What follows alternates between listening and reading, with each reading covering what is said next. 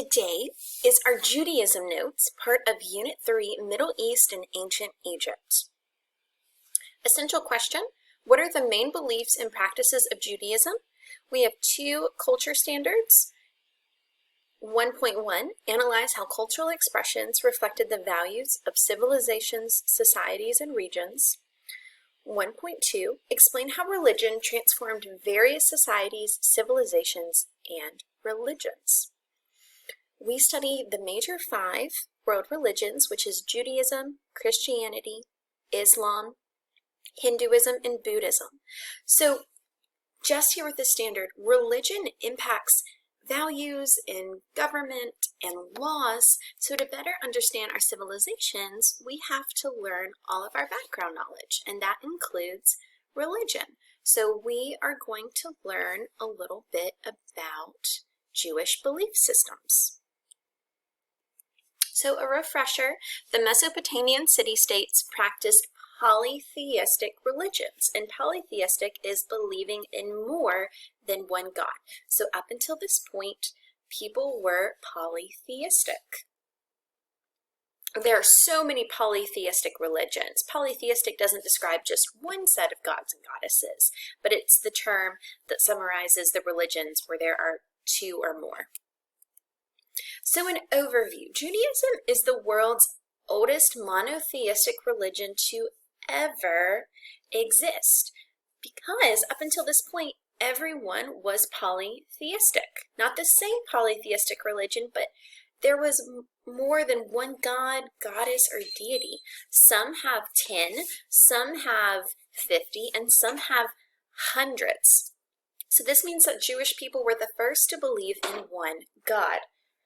The O is a hyphen because it is respectful in the Jewish faith to not spell the word God. So throughout the presentation, you are going to see the word God with a dash for the O. We're studying all major 5, and we're going to be respectful and honor each of them. So in the notes, you will see that. All right. Now, this is a huge shift in religious thought to go from there are multiple to there are one.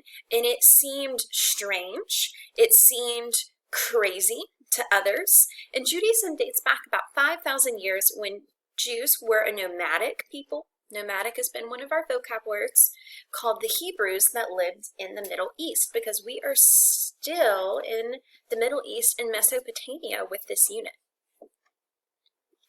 So Abraham is a prophet. Abraham is believed to be the first Jew and Judaism's founder.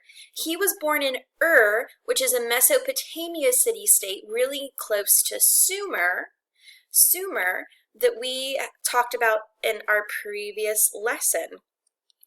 Sumer had a polytheistic religion. All the Mesopotamia city-states had similar belief systems. So Abraham is in Ur.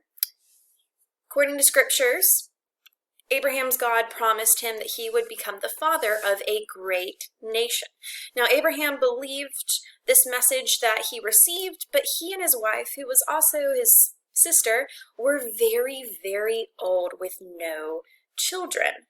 So to be a father, it sounds like he would pass this along to an heir, but he didn't have an heir yet. So he was concerned about how he was going to live up to this message. So Judaism, Christianity, and Islam are all traced to Abraham and his life decisions. Okay, they're all traced to his life decisions. Judaism, Christianity, and Islam are called the Abrahamic religions because they all trace back to him. So here's a map of our early Mesopotamia city-states. All right, Mesopotamia is this area between the Tigris and the Euphrates River. Okay, Mesopotamia is between the Tigris and the Euphrates River. All of these city-states have similar belief systems and values, and their religions are polytheistic, so multiple gods, goddess, or deities that they worship. Mesopotamia is part of the Fertile Crescent. It is a part of it. Okay, so family tree. So we've got Abraham at the top. And as I mentioned, when he to Jewish scripture, when he received this message, he didn't have an heir. He and his wife were very old, so his first child, and you call an heir the first child that's born to you. So his heir is going to be Ishmael, who he has with Hagar, who is Arab. Okay, and through this branch of Abraham, we will get, the world will get the Islamic faith. Okay, the Islamic faith. And then Abraham does have a child with his wife Sarah, who is a Hebrew, and through Sarah, he has his son Isaac. And through Isaac, the Jewish faith continues. That is the great nation, possibly, that he received in this message. And Abraham will be married again and have children with another wife. But Abraham is said to have been buried with his wife Sarah. Okay, so yes, you might be Googling right now, but Abraham had a child with Hagar, and then Abraham will have a child with Sarah. And then he will get married again and have more children. So other figures with Judaism. So centuries later, we have another great leader. According to Jewish belief, there is Moses, who led Jews out of slavery in Egypt for the Promised Land. Maybe some of you have seen the Prince of Egypt movie, whether it's the really old live action one that's hours long or the DreamWorks animated one. That film is about Moses, who was Hebrew, was adopted, realized that he was Hebrew, goes on this transformative journey into a desert, and then comes back to lead the Jews out of slavery. So the Jewish people believe that it was through Moses that God gave them the books of their sacred texts, the Torah and the Ten Commandments. In Christianity, the sacred text is the Bible. For Judaism, it's the Torah. And also that Moses, from God, brought them the Ten Commandments. Now, the Torah and the Bible do have similar books. For those that have maybe flipped through a Christian Bible, there are lots of different books. And so some of those same books are also in the Torah, because the Torah came first. Another revered figure is King David, who established the capital city, Jerusalem. Jerusalem is still a city today. And then King David's son, King Solomon, built the first temple to God in Jerusalem. And here you see the Torah. It is written in Hebrew, and it is in scrolls. And then up here, Ten Commandments, and you see above the English, you see Hebrew. So essential Judaism beliefs. They believe that there is an existence of one God who created the world and is eternal and invisible. According to Judaism beliefs, people do not gain entrance into heaven for their beliefs, but rather their actions. So actions above beliefs. To them, heaven is not a gated community, but a place for any people and beliefs. They do not have a hell. And the Sabbath, that holy day each week, is sunset on Friday to sunset on Saturday. For reference, for Christianity, their holy day is just Sunday. But for Judaism, their Sabbath is sunset on Friday to sunset on Saturday. And Jewish people also believe that God will one day send a leader called the Messiah, who will bring peace and harmony to the whole world. So Jewish people believe that their Messiah hasn't come yet. For reference, Christians believe that their Messiah has already come to the world. So places of worship. Jews worship in a synagogue, which means meeting place. And the teachers of the Jewish faith are rabbis. So in Christianity, you might have heard of churches or chapels. For Jewish people, it's a synagogue. And these are all different synagogues right here. They can look very different. They can look like what seems like a traditional church. And then they can have this architecture as well. It doesn't have to be one model. And instead of reverend or father or pastor, their term is rabbi, which is a teacher. So branches and symbolism. There are many branches of Judaism, including Orthodox, Reform, and Conservative. So here is inside one of a synagogue, and here, this photo, this is not a Wailing Wall, the Wailing Wall in Jerusalem, and these people that are Jewish, they are Orthodox.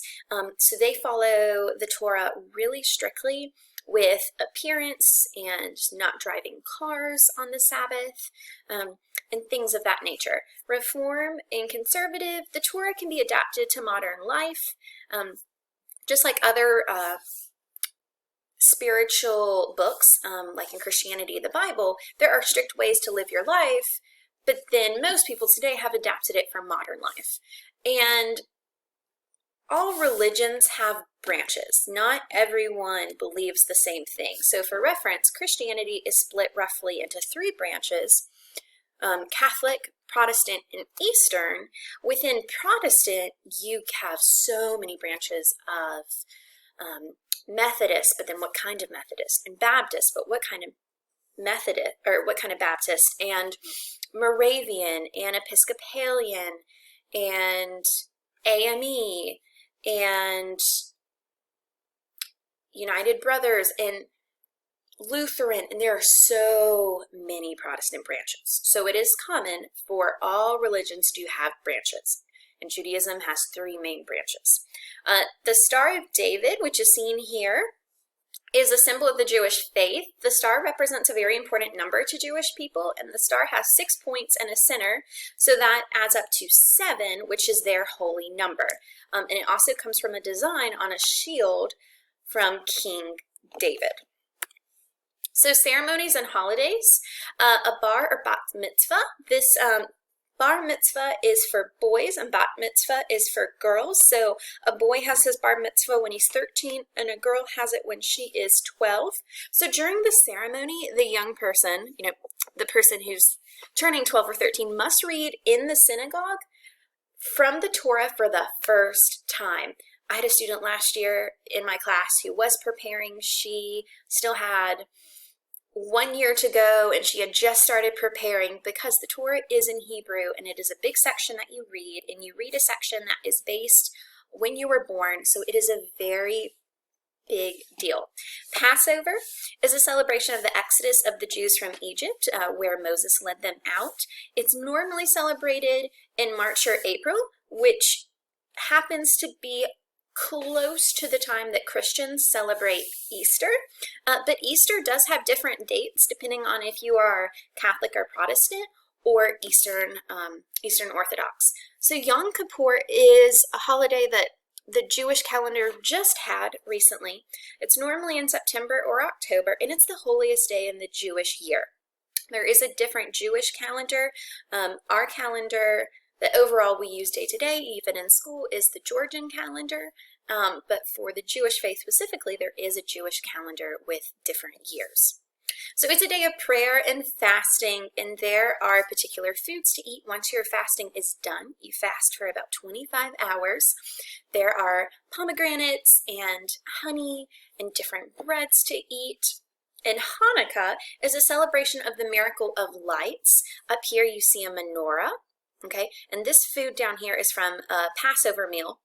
So Hanukkah is celebrated in December, a month where Christians also celebrate Christmas, and then there are religions also celebrate other days in December about the solstice.